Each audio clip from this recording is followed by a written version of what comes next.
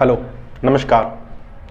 Supreme court एक ऐसा institution है जिस पे इंडिया के लोगों का बहुत भरोसा है, लेकिन इतना भरोसा होने के बाद भी आप कुछ लोगों को कहते हुए सुनेंगे कि सुप्रीम कोर्ट भी सरकार के इशारे पे काम करती है।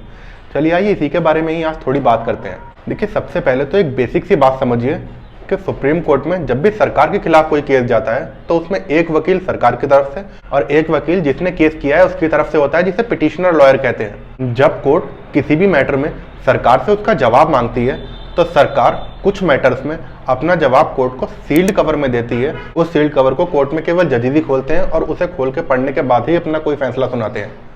अब आपके दिमाग में एक क्वेश्चन जोरों से आ रहा होगा कि सील्ड कवर आखिर होता क्या है, इसमें सरकार कोर्ट को ऐसा क्या लिख कर देती है। तो आइए सील्ड कवर के बारे में थोड़ा सा डिटेल में समझते हैं। सील्ड कवर देने की प्रैक्टिस कोई नई नहीं है, इसकी शुरुआत ब्रिटिशर्स ने की थी। ब्रिटिशर्स उन केसेस में सील्ड कवर का इस्तेमाल करते थे जहां कोई ऑफिसर प्रमोशन के लिए ड्यू हो और उसके ऊपर कोई चार्जेस कोर्ट में लग जाए, तो उससे related information British government court को सील कवर में देती थी, जिससे उस ऑफिसर की रेपुटेशन को नुकसान ना हो। आज़ादी के बाद भी कोर्ट में सील्ड कवर देने की प्रैक्टिस हमारे देश में आज तक चली आ रही है। हमारी सरकार सील्ड कवर में ट्रेडिशनली उन्हीं केसेस की इंफॉर्मेशन देती है जिस इंफॉर्मेशन का बाहर आना नेशनल सिक्योरिटी और पब्लिक पीस के लिए खतरा हो सकता है। हाल ही में अयोध्या टाइटल डिस्प्यूट, प्रधानमंत्री नरेंद्र मोदी के ऊपर बनी बायोपिक केस या राफेल फाइटर जेट डील के मामले, इन जैसे केसों में इंफॉर्मेशन सरकार ने कोर्ट को सील्ड कवर में दी। सेक्सुअल हैरेसमेंट केसेस में विक्टिम की आइडेंटिटी छुपाने के लिए की गई इन्वेस्टिगेशन की रिपोर्ट भी कोर्ट को सील्ड कवर में ही दी जाती है।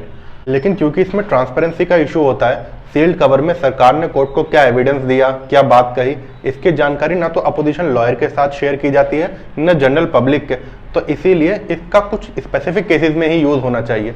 लेकिन रिसेंटली हमने देखा है कि हमारी सरकार ने कोर्ट को इस सील्ड कवर में इंफॉर्मेशन देने की प्रैक्टिस को काफी फ्रीक्वेंट कर दिया है। मनी लॉन्ड्रिंग और टेरर जैसे केसेस में भी इंफॉर्मेशन सरकार कोर्ट को सील्ड कवर में ही देने लगी है।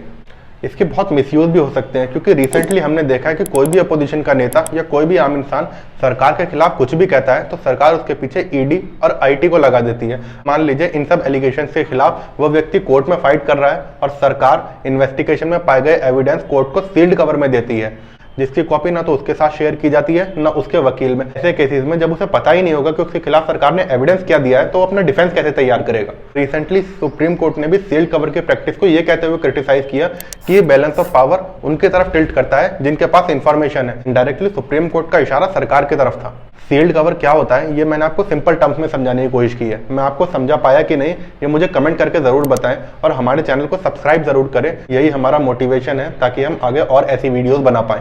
अब आइए बात करते हैं रीसेंट कंट्रोवर्सी की, जो कि सील्ड कवर की वजह से हुई है। रिसेंटली सुप्रीम कोर्ट में सील्ड कवर देने की वजह से सरकार उल्टी फंस गई।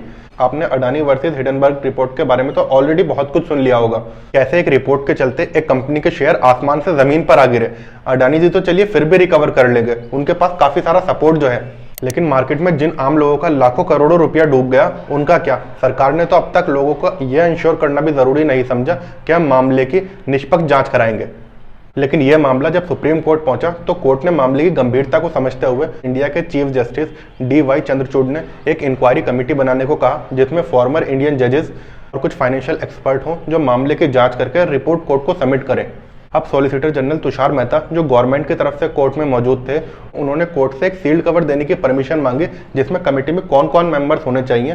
सरकार की तरफ से उन नामों का सजेशन था, लेकिन चीफ जस्टिस की बेंच ने इस सील्ड कवर को लेने से मना कर दिया और उन्होंने कहा कि ये लोगों का कोर्ट में ट्रस्ट का मामला है। अगर हम ये सील्ड कवर एक्सेप्ट करेंगे और इसकी इंफॉर्मेशन अपोजिशन या जनरल पब्लिक को नहीं देंगे तो लोगों तक ये मैसेज जाएगा कि ये इंक्वायरी कमेटी सरकार की बनाई हुई है, ना कि कोर्ट की बनाई हुई। अब आपको यहाँ यह भी सोचने की जरूरत है कि इस रिपोर्ट को बाहर आए कितने दिन हो चुके हैं, उस दिन से सरकार ने क्यों कोई इंक्वायरी कमेटी नहीं बनाई। अब जब सुप्रीम कोर्ट को इंक्वायरी कमेटी बना रहा है तो वो उसमें खुद क्यों अपने नाम सजेस्ट करना चाहता है। आपका इस बारे में क्या कहना है हमें कमेंट करके जरूर बताएं और ऐसे ही और वीडियोस देखने के लिए हमारे चैनल को सब्सक्राइब करें।